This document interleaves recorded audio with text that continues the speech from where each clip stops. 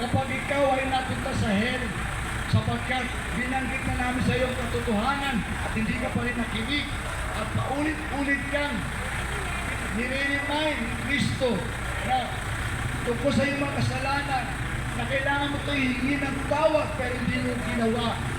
Kapatid, nasa sa iyo ang paghatol, ang desisyon, subalit walang sisihan. Sapagkat sinasabi kanina, pag ang tao ay namatay, siya ay pupunta sa langit o kaya ay sa impyerno. Sa langit, kapag siya ay nagsisi sa kanyang mga kasalanan, habang siya ay buhay pa dito sa lupa, at nagpakumbaba siya, at pinatawad siya ng Diyos, at tinanggap niya si Jesus bilang Panginoon at kanyang tagapagligtas. Mga kapatid, walang ibang magliligtas sa atin. Kapag meron kang ibang alam na tagapagligtas at hindi si Jesus Christ, kapatid, huwag kang magsayang ng oras mo, huwag kang magsayang ng panahon mo, huwag kang magsayang ng pera mo. Sapagkat iisa lang ang tagapagligtas, ang Panginoong Jesucristo. Walang ibang pinako sa krus, walang ibang nagbubo ng dugo para tayo ay hugasan sa ating mga kasalanan. Isang pangalan lang ang binabanggit ng Biblia na sugat natin kaliligtas. At alam naman natin yon. Walang ibang namatay. Hindi si Pablo, hindi si Pedro, hindi si Maria, hindi si Muhammad, hindi si Nicoloy, hindi kung sino pa man.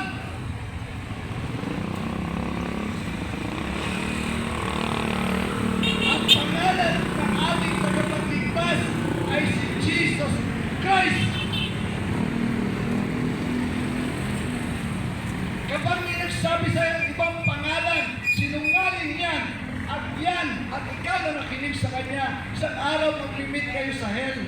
At di mo siya masisisi. Masabihin mo sa Kanya, bakit iba tinuro mo sa akin? At sasabihin niya sa iyo, ay bakit ka nakinig? Pero huli na ang lahat. Pero sa kayong parurusahan sa hell forever and ever. Kapatid, kapag ang tao napunta sa hell, hindi na siya makakaalis doon. At sa hell po, mga kapatid, marami nagsisisi at humihingi ng tawad.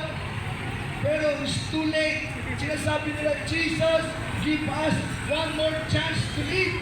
Meron nga itong isa. At nagsabi sa Panginoon, Lord, kahit bigyan mo lang ng pagkakataon pabuhay sa mundo, kahit ako pa yung pinakamahirap na tao doon sa mundo, bigyan mo lang ako ng pagkakataon at huwag dito sa hell. Subalit, ang sabi ng Panginoon, it's too late. It's too late.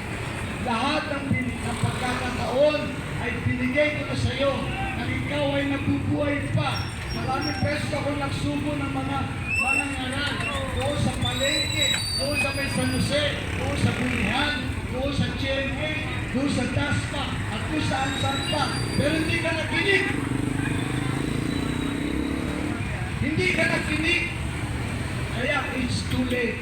Kapatid, baka it's too late sa iyo rin. Ngayon, huwag mong sayangin ang pagkakataon ito na ikaw ay pinapaalalanan ng Panginoon na magsisi sa iyong mga kasalanan.